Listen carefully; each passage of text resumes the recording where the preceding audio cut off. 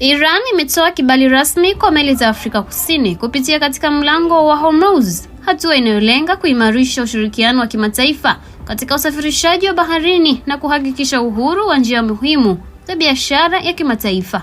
Taarifa hiyo imekuja wakati mlango wa Hormuz ukiendelea kuwa mojawapo ya njia nyeti zaidi duniani kwa usafirishaji wa mafuta na bidhaa nyingine muhimu. Ruhusa hiyo inatarajiwa kusaidia kurahisisha shughuli za kibiashara kati ya Afrika Kusini na mataifa ya Mashariki ya Kati, pamoja na kupunguza changamoto za usafirishaji katika eneo hilo. Maafisa kutoka pande zote mbili wameeleza kuwa hatua hiyo inaashiria nia njema ya kuimarisha mahusiano ya kidiplomasia na kiuchumi, huku wakisisitiza umuhimu wa usalama na ushirikiano katika kulinda njia za kimataifa za baharini. Wakati hayo yakijiri, Jenerali Muhoozi Kainerugaba ambaye ni mkuu wa majeshi ya ulinzi ya Uganda amezua mjadala mkali kimataifa baada ya kutoa kauli kali dhidi ya Iran kupitia ukurasa wake wa X mnamo Aprili 2, 2026.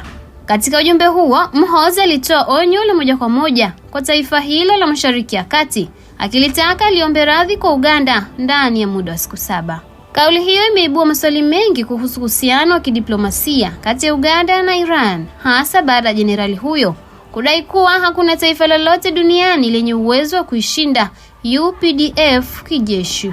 Muhoozi pia alifichua kwamba vyombo vya usalama vya Uganda vinawashikilia watu waliotaja kuwa ni wapelelezi wa Iran waliokuwa wakifanya shughuli nchini humo. Mbali na onyo hilo, Muhoozi pia alifichua kwamba vyombo vya usalama vya Uganda vinawashikilia watu waliotaja kuwa ni wapelelezi wa Iran waliokuwa wakifanya shughuli nchini humo. Hata hivyo, hakutoa maelezo ya kina kuhusu mazingira ya kukamatwa kwao au shahidi unaohusiana na madai hayo. Mimi ni Amina Kanyenye wa Dau TV.